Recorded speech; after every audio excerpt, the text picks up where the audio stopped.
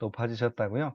남편의 그 성장 성숙시키는 우리가 사랑이라는 어떤 이렇게 타이틀을 드렸지만, 정말 아내분이 평생 잊지 못할 남편의 사랑을 받으신 것 같습니다. 너무 잘하셨고요. 네, 감사드립니다. 네, 오늘도 또 이어서 이제 후반부 강의를 저희가 나누게 될 텐데요. 네, 자, 한번 또 나누도록 하겠습니다. 네. 예, 후반부 두 번째 강의는요, 드디어 아버지의 사명에 대한 이야기를 좀 나누도록 하겠습니다. 제가 인터넷을 보다가 한 그림 하나를 발견했는데요. 제 마음 가운데 좀 짠함이 왔었어요. 네, 보시면 한 아버지가 벽돌을 들고 있는데 그 밑에 써 있는 글이 제 마음을 조금은 짠하게 했습니다. 이런 글이었습니다. 벽돌을 들고 있어서 널 안아줄 수 없어. 벽돌을 내려놓으면은 너를 키울 수가 없어. 네, 아마 이 시대를 살아가고 있는 모든 아버지들의 공통점이 아닐까 싶습니다. 우리가 벽돌을 들고 있기 때문에 함께하는 시간이든 또 우리가 아버지의 어떤 역할들을 할 때 어려움들이 좀 있지 않습니까? 근데 이걸 내려놓으면 또 안 되는 거고요. 이런 딜레마가 있습니다. 그래서 참 아버지로 살아간다는 것이 힘들다 하는 생각을 해봅니다. 그래서 제가 오늘 여러분에게 상을 하나 드리려고 그래요. 어떤 한 학생이 자기 아버지에게 이런 상을 줬어요. 아버지 이름을 쓰고 금상입니다. 왜 금상을 줬는지 모르겠어요. 대상이 아니고 금상인데 이렇게 썼습니다. 이 어른은 1년 동안 아파도 참고 회사에 가서 우리를 먹여 살렸다. 네. 이 초등학교 학생이 아버지에게 이제 상을 준 내용이에요. 인터넷에서 제가 이제 발견했습니다만, 이것은 그냥 우리 모든 자녀들이 아버지인 나에게 주는 상이다. 이렇게 좀 받으시고, 힘들고 어렵지만 또 이 상 받으시고 또 힘을 내셔서 우리에게 주어진 아버지의 길, 이 귀한 길을 잘 걸어갈 수 있는 더 저와 우리 형제님이 되셨으면 좋겠습니다. 자, 제가 단어 하나를 준비했습니다. 아버지, 아버지예요. 야, 똑같은 단어이긴 하지만 제가 다른 의미로 이 단어를 썼는데요. 어떤 의미가 있을까요? 네. 이 앞에 있는 아버지는 육신의 아버지. 다시 말하면 우리가 이 땅에 태어날 때 나의 존재의 근원이죠. 그런데 내가 우리 아버지를 선택할 수는 없었어요. 태어나니까 우리 아버지의 아들이 되었습니다. 이 두 번째 그 아버지는요, 아버지인 오늘의 나를 제가 생각해 보았습니다. 오늘 아버지인 나는요, 내가 어떤 아버지가 될지는 우리가 선택하거나 결정하거나 행할 수 있다는 이야기입니다. 아마 동감하실 것 같아요. 그래요. 우리가 앞에 아버지는 내가 결정할 수 없고 선택할 수 없었으나 두 번째 아버지는 내가 선택하고 내가 결정할 수 있습니다. 그래서 우리는 여기에서 두 번째 아버지에서 그래 내가 좋은 아버지가 되어야지. 또 우리 자녀들에게 행복을 물려주는 아버지가 되어야지. 축복을 물려주는 아버지가 되어야지. 또 이런 생각하게 되면서 3주차의 두 번째 강의는 아버지의 사명입니다. 이제 어떤 두 번째 아버지죠? 어떤 아버지가 될 것이냐 하는 것입니다. 근데 아버지들은 몇 가지 오해가 있는 것 같아요. 지금 바쁜 것은 다 가족을 위해 바쁜 것이다. 맞지만 오해입니다. 지금 바쁘지만 언젠가는 한가해질 것이다. 뭐 그럴 수도 있지만 아닐 수도 있습니다. 우리 아이는 언제나 어리다? 아닙니다. 언제 자라는지 모르고 금방 자라는 것이 아이들이요. 나만 가만히 있고 아이들만 자랍니다. 아이를 보면서 내가 나이가 먹었구나. 이걸 알 때가 참 많이 있습니다. 어리지 않습니다. 금방 자랍니다. 자녀의 교육에 대해서 배운 것은 없지만 잘할 수 있다. 그럴 수도 있지만 아닐 확률이 더 높습니다. 아빠보다 엄마가 교육을 받아야 된다. 뭐 이런 아버지들의 오해가 있는데요. 저는 이 모든 것들이 다 오해다라고 생각합니다. 바꿔야겠죠. 그래서 우리는 다시 한번 우리에게 주어진 아버지라고 하는 이름, 남자로 태어나서 가질 수 있는 최고의 신분 아버지, 그 아버지로서 어떤 아버지로 살아갈 것인가를 한번 진지하게 생각해 봐야 되는데요. 두 번째 후반부 강의는 아버지의 사명인데요. 이 아버지의 사명에 대해서 네 가지로 좀 나누려고 합니다. 아버지에게 이런 사명이 있습니다. 첫 번째로 자녀들의 삶의 원천이 되는 사명이 있습니다. 자녀들의 삶의 지표가 되는 역할이 있습니다. 자녀의 자부심이 되는 사명이 있습니다. 그리고 자녀의 미래에 보장이 되는 사명이 우리 아버지들에게 있다는 거죠. 이 네 가지를 한번 좀 나누려고 하는데 첫 번째로 삶의 원천이 있습니다. 저는 이 삶의 원천을 이렇게 정의해 보고 싶습니다. 우리 자녀들이 세상을 살아갈 수 있는 힘을 제공해 주는 아버지가 되자. 우리 자녀들이 세상을 살아가는 힘을 제공해 주는 아버지가 되자. 그래서 주유소와 같은 아버지 이렇게 표현해 보았는데요. 어느 한 분의 이야기입니다. 그분에게는 형 둘이 있었는데 이 형 둘이 지역에서 공부를 잘하는 수재였답니다. 그래서 지금은 이제 평준화가 됐지만 옛날 이야기인데요. 지역에서 최고의 학교를 가는 형들이었습니다. 그래서 이 동생인 이 친구는 공부도 못하고 또 형들보다 나이도 어리니까 맨날 형들에게 따돌림 받고 무시당하고 심부름만 하고 맨날 구박받고 뭐 이런 이제 형제가 있었는데 어느 날 아버지가 이렇게 말을 한마디 해줬대요. 야, 우리 성묵이한테 너무 그러지 말아라. 이 녀석 크면은 한 자리 할 녀석이다. 이렇게 아버지가 형들 앞에서 이야기를 해주었대요. 이분은요, 그때 그 아버지가 해준 이야기 일평생 잊지를 못했다고 이야기하고 있어요.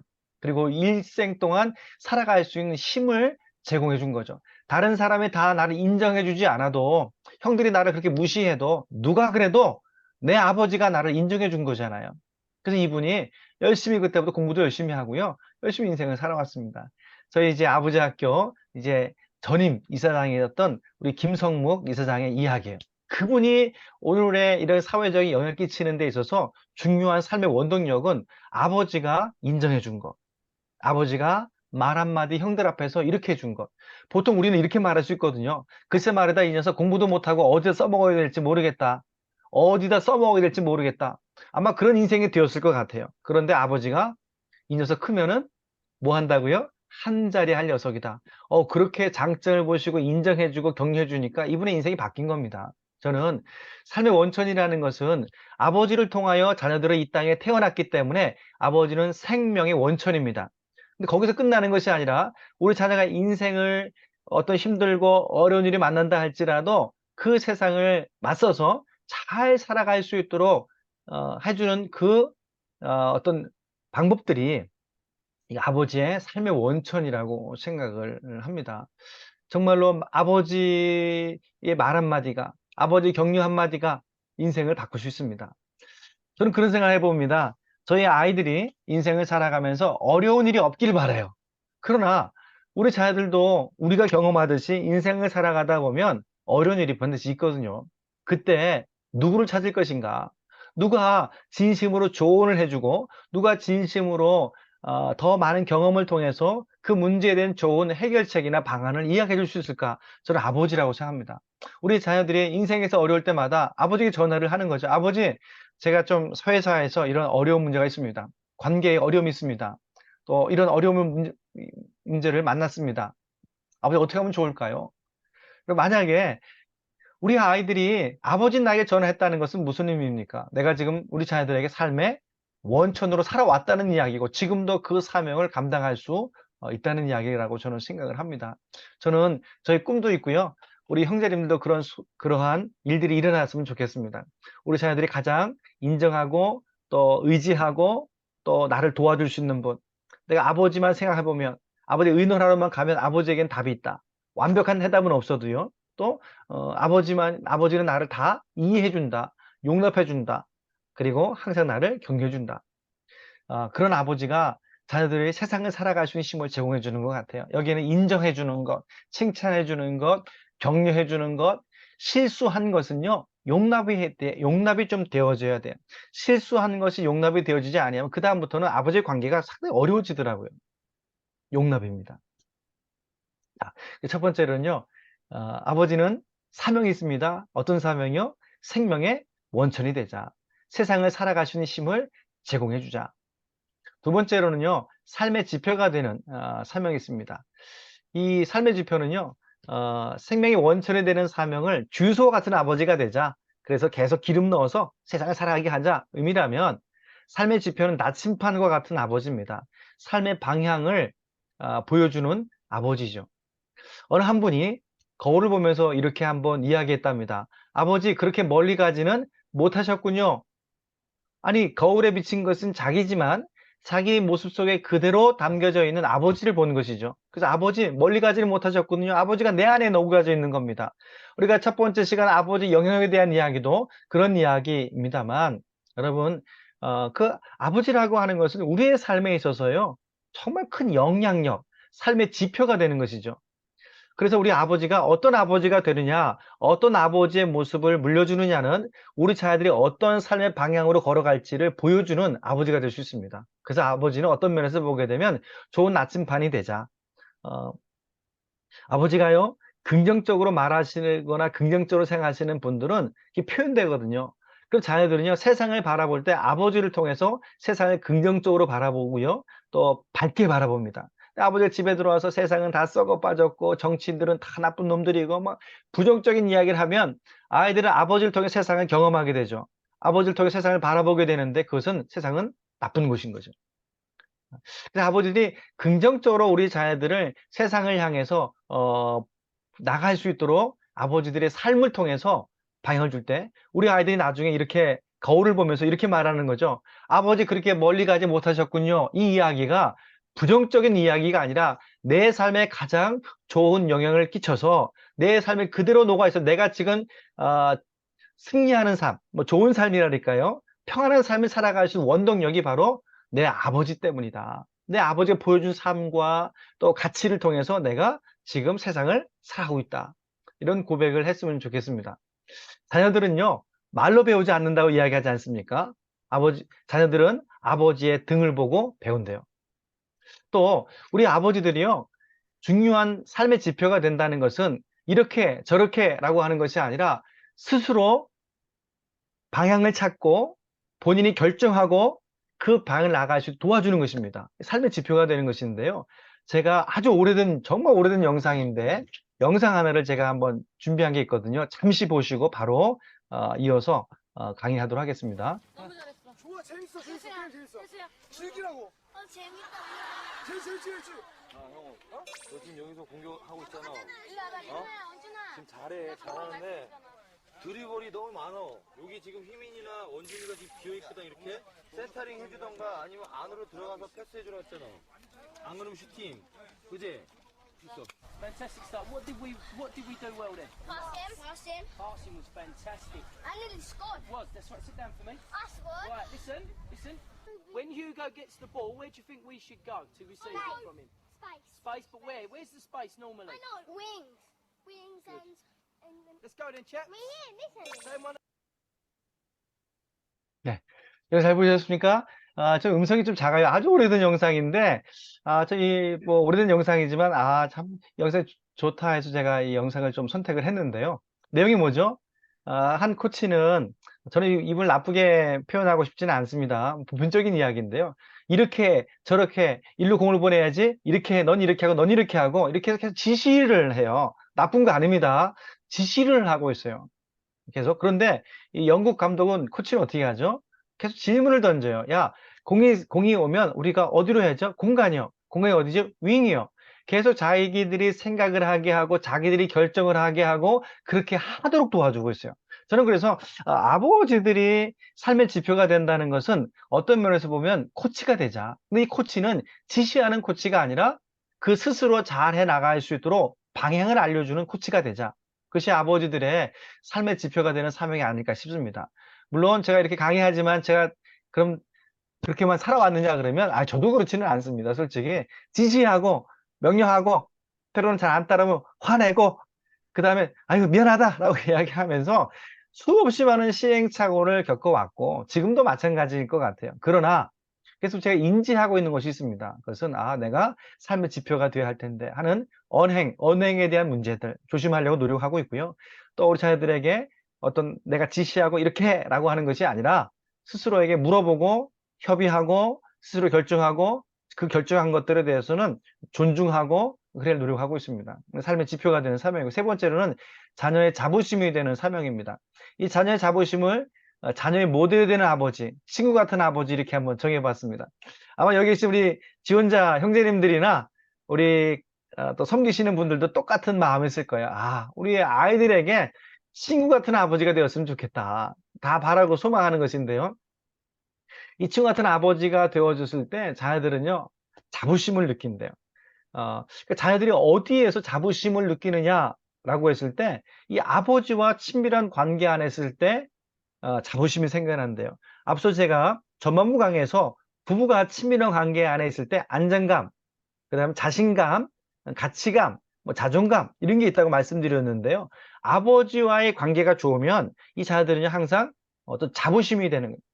그러니까 좋은 관계, 아버지가 자부심이 되어지면 우리 자녀들이요 훨씬 내면적으로나 삶에 대해서 자신감을 가지고 살아갈 수가 있습니다. 우리 자녀들이 모델이 되는 아버지가 되었으면 좋겠는데요.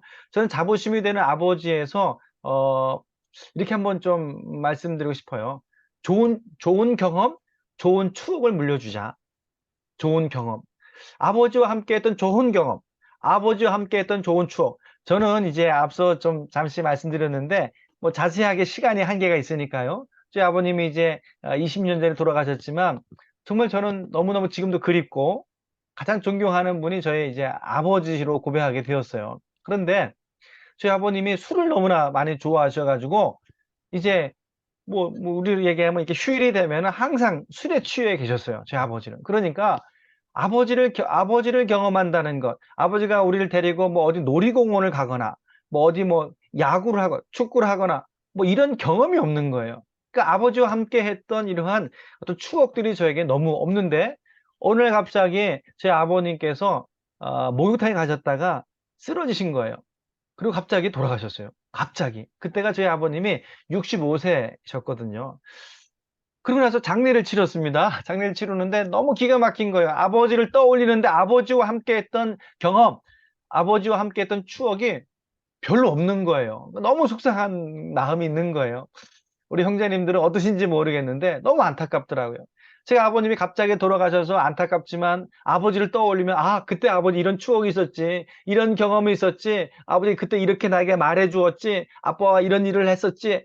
그 경험이 그 슬픔 속에서도 큰 위로가 되고 격려가 됐을 텐데 그때의 저의 감정은요 너무 서글픈 거예요.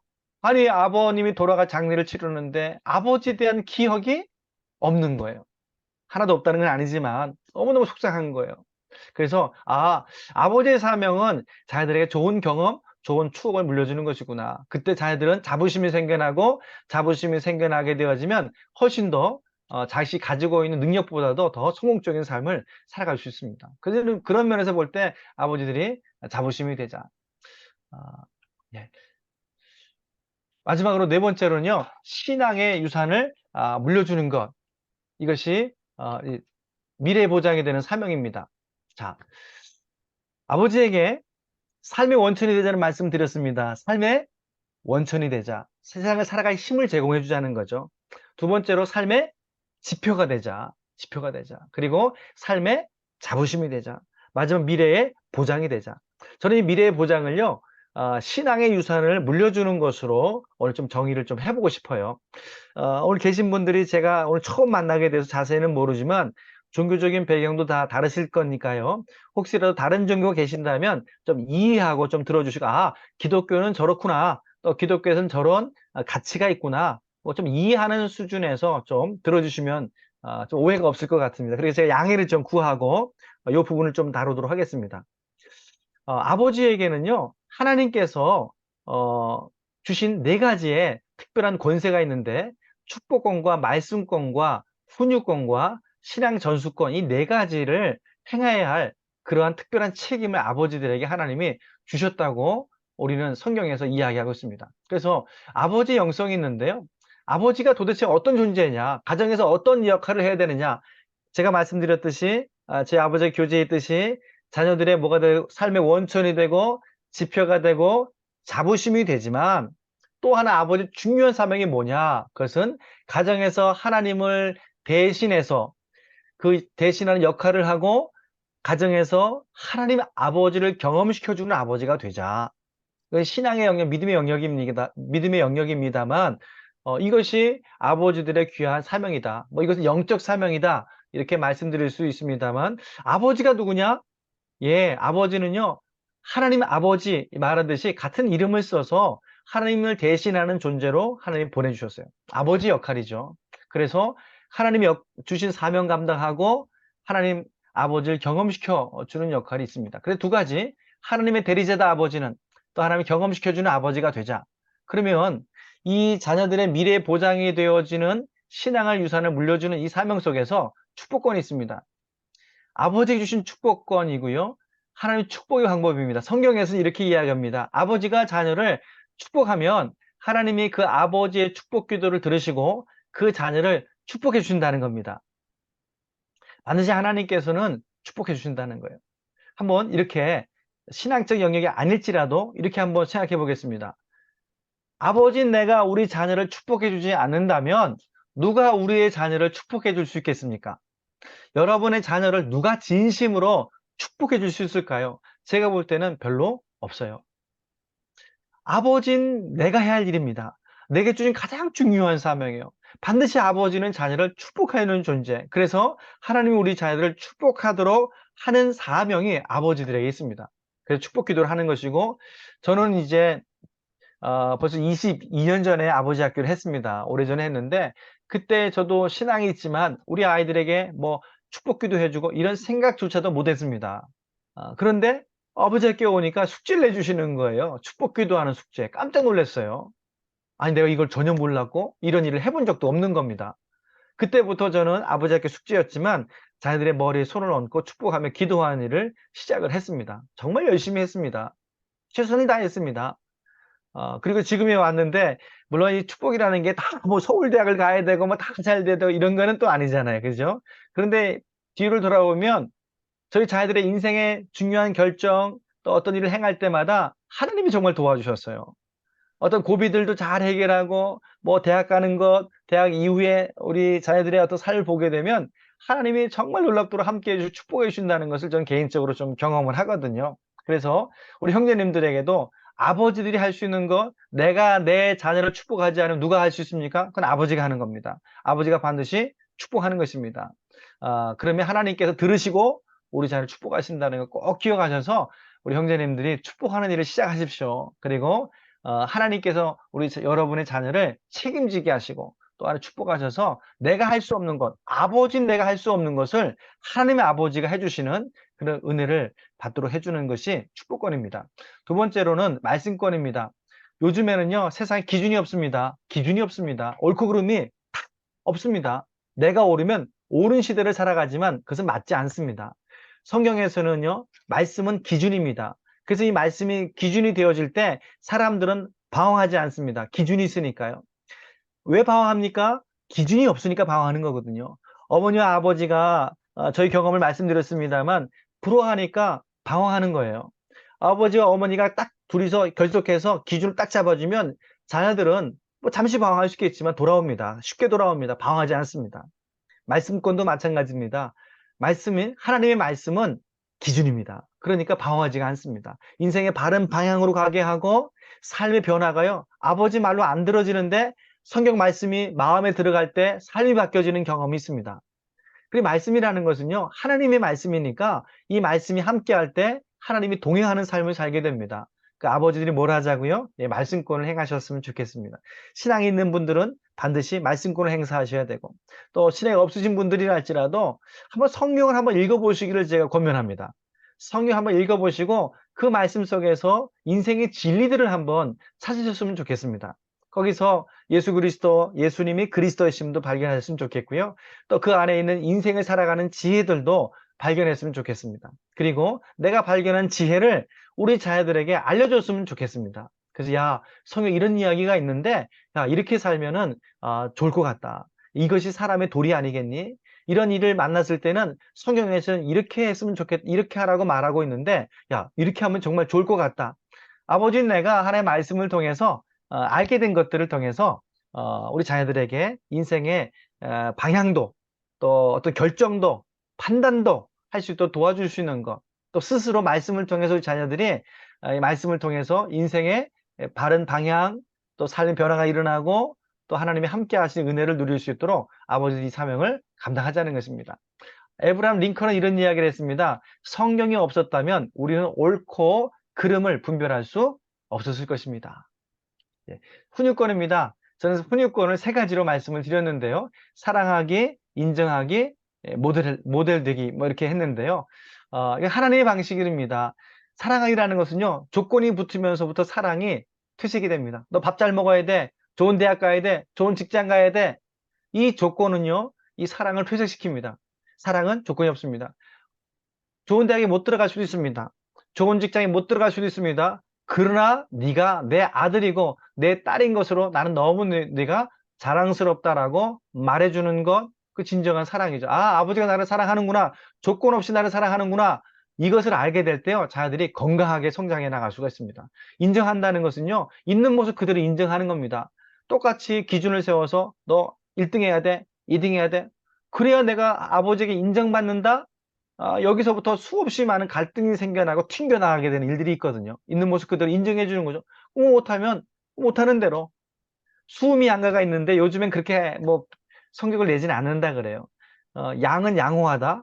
제일 우리가 성적이 좋지 않다고 할 때 가를 이야기하는데 이 가를 가능성이 있다라고 얘기하더라고요. 그러니까 아무리 공부를 못해도 야, 너 가능성이 있어. 이렇게 말해주는 것이 그 사람에 대해서 인정해 주는 것이라 좋은 평가예요. 물론 우리 그렇게 생각하지 않습니다. 이 가를 받았다 그러면 이 공부 못하는 놈이 이렇게 생각하지만 의미 속에는요, 너무 중요한 의미가 담겨져 있는 것 같아요. 가능성이 있다. 가. 그래. 너, 가네? 야, 가능이 가능성이 있다 그런다. 이것이 아버지 인정이거든요. 열심히 더 노력할 수 있습니다. 모델이 된다는 것은요, 반복되긴 이야기지만 가장 중요한 훈육이 뭡니까? 아버지가 모델이 되는 것입니다. 이 훈육권. 마지막 네 번째 신앙연수권인데요. 앞서도 말씀드렸습니다만 최고의 유산, 또 자녀의 미래를 보장하는 것이 있다면 무엇입니까? 예, 신앙을 물려주는 것입니다. 좋은 추억을 물려주는 것 좋습니다. 좋은 습관 물려주는 것 중요합니다. 그리고 더 중요한 것은요, 신앙의 유산을 물려주는 것입니다. 유대인의 탈무드에 미련한 부모는 돈을 물려주고, 양심 있는 부모는 지식을 물려주고, 지혜로운 부모는 신앙을 물려준다. 이런 말씀이 있습니다. 정말 지혜가 뭐냐? 신앙. 그러니까 하나님이 함께하는 삶을 살아갈 수 있도록 하나님의 축복을 받을 수 있도록 해주는 것이 가장 중요한 지혜라는 것이죠. 아버지 하나님이 나의 하나님이 너의 하나님이다. 나의 아버지가 너의 아버지다.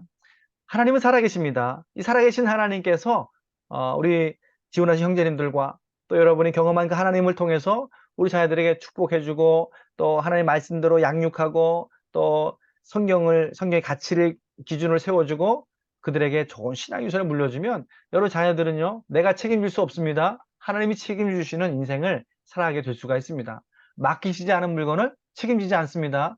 하나님 앞에 맡기시면 또 하나님 아버지가 책임져 주시는 특별한 아버지의 은혜가 있습니다. 저는 우리 형제님들이 그 하늘 아버지를 만나시고 그 하늘 아버지를 우리 자녀들이 경험시켜주고 그 하나님이 우리 자녀들의 아버지가 되게 해주신다면 우리 자녀들은 아버지가 할 수 없는 하나님이 해줄 수 있는 은혜 안에 있게 될 것이고요. 이것이 아버지의 중요한 사명이라고 믿습니다. 저는 회복이라는 단어를 너무 좋아합니다. 이 회복이라는 단어 속에 있는 의미입니다. 회복이라는 단어는요, 이렇게 정의하고 있습니다. 이전에 좋았던 상태로 돌아가는 것이다. 이전에 좋았던 상태가 있었는데 여러 가지 일들로 인해서 이것이 손상이 됐는데 다시 돌아가는 것을 회복이라고 하더라고요. 우리 형제님들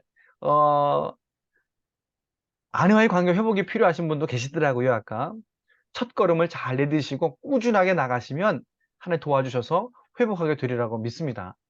한 번에서 시도해서 안 되겠다 이게 아니라 회복은 지속적인 노력을 통해서 목표입니다. 반드시 나는 회복할 것이다 라고 하는 목표를 가지고 나가는 겁니다. 그리고 한 걸음 다가기 시작하는 겁니다. 아내와의 관계, 자녀의 관계도 마찬가지입니다. 모든 관계는 이전에 좋았던 상태가 있고 좋았던 상태 돌아갈 수 있는 길이 있습니다. 그것이 회복의 길입니다. 여기 계신 모든 우리 형제님들이 자녀들과 아내와 그리고 믿음의 영역에서는요, 하나님께서 우리를 이 땅에 보내셨으니까 하나님의 관계 안으로 돌아가는 회복의 그런 은혜를 누리셨으면 좋겠습니다. 그래서 우리에게 주어진 아버지, 내가 내 육신의 아버지를 선택할 수는 없었으나 이제 나는 어떤 아버지가 될지는 내가 결정할 수 있습니다. 자녀들의 삶의 원천이 되는 사명, 지표가 되는 사명, 자부심이 되는 사명, 그리고 자녀들의 신앙의 유산을 물려주는 아버지, 축복권과 말씀권과 훈육권과 신앙 전수권을 통해서 우리 자녀들의 미래를 하나님께 맡겨주는 그 영적 아버지의 사명 잘 감당해서 우리 자녀들의 미래를 아름답게 열어주게 되시기를 축복합니다. 잠깐 한번 눈을 감으시고 다짐하는 시간, 생각하는 시간을 잠깐 갖도록 하겠습니다. 잠깐 눈을 감아 주십시오. 하나님께서는 이 땅의 남성 아버지들을 회복시키시기 위해서 아버지 학교를 세워주셨습니다. 하나님께서 사랑하시는 여러분을 아버지 학교에 초청하시고 하나님 아버지의 마음을 전하시길 원하십니다. 하나님께서는 아버지 학교를 통해 우리 모두에게 인생의 하프타임을 허락하셨습니다. 지금 우리는 인생의 전반전을 돌이켜보고 인생의 후반전을 새롭게 시작하려고 합니다. 우리가 인생의 전반전을 살아왔듯이 그렇게 살아간다면 우리의 후반전은 변하지 않을 것입니다. 우리는 아버지 학교를 통해서 배우고 깨닫고 느낀 것들을 이제 우리의 삶 속에서 실천하며 살아야 할 것입니다. 그것이 몸에 익숙하지 않아 어렵고 힘들고 쑥스러울지라도 마땅히 해야 할 일이라면 해야 합니다. 마땅히 해야 할 일을 하는 것, 그것이 진정한 용기입니다. 그리고 진정한 용기를 가진 사람만이 인생의 후반전을 새롭게 열어갈 수 있습니다. 남자로 태어나서 최고의 자리는 아버지가 되는 것입니다. 존경받는 아버지, 사랑받는 아버지가 되는 것입니다. 아버지가 되는 길은 남자로 태어나서 남성이 되고 결혼해서 남편이 되고 자녀를 낳아 아버지가 되는 것입니다. 존경받는 아버지가 되기 위해서는 존경받는 남편이 되어야 합니다. 남편의 사명은 예수 그리스도께서 교회를 위하여 자신을 주신 것 같이 그렇게 아내를 사랑하는 것입니다. 오늘 우리는 진정한 아버지됨에 대해서 다시 한번 생각해 보았습니다. 그리고 여러 가지 생각과 질문이 우리에게 다가오고 있습니다. 여러분, 이제 새롭게 다시금 출발할 수 있는 시간이 되었으면 좋겠습니다. 전반전에 많은 실수를 했다 할지라도 후반전에 잘하면 됩니다. 후반전의 승리가 진정한 승리인 것입니다. 이제 하나님 앞에서 우리의 고백을 다시 드림으로써 후반전을 새롭게 시작하길 다짐했으면 좋겠습니다. 저를 따라서 복창해 주셨으면 좋겠습니다. 주님, 제가 남편입니다. 남편입니다. 주님, 제가 남편입니다. 주님, 제가 주님, 제가 남편입니다. 주님, 제가 아버지입니다. 주님, 주님, 제가 아버지입니다. 주님, 제가 아버지입니다. 주님, 제가 아버지입니다. 예, 눈을 떠주시면 감사하겠습니다. 네, 경청해 주시고 함께해 주신 모든 우리 형제님들에게 감사와 존경 인사 마치면서 드리면서 강의 마치겠습니다. 고맙습니다.